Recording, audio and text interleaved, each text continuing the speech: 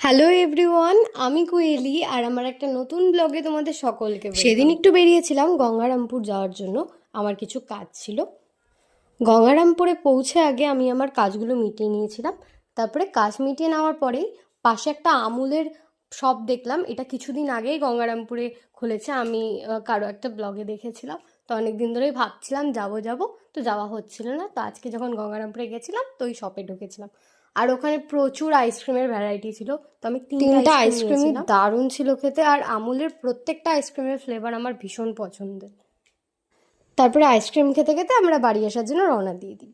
বিকেলবেলা মামুনি আমাকে ফোন করে বলে যে বাড়িতে আয়, আজকে ছোটকার বার্থডে সেলিব্রেশন করবো। আর ছোটকা আজকে জানি না যে ছোটকার বার্থডে। তো এখানে হচ্ছে বার্থডে কেক রেডি, এখন ছোটকার আসার করছে। আজকে আজকে লুচি, ঘুগনি, পায়েস আর কিছু না।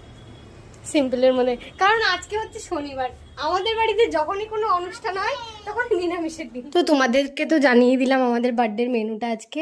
আর আমাদের না যখনই কোনো স্পেশাল দিন থাকে আমাদের বাড়িতে, তখনই আমাদের জানি না কেন নিরামিষ পড়ে যায়। তারপরে ছোটকা আসার পর আমরা কেক কেটে বার্থডে সেলিব্রেশন করি।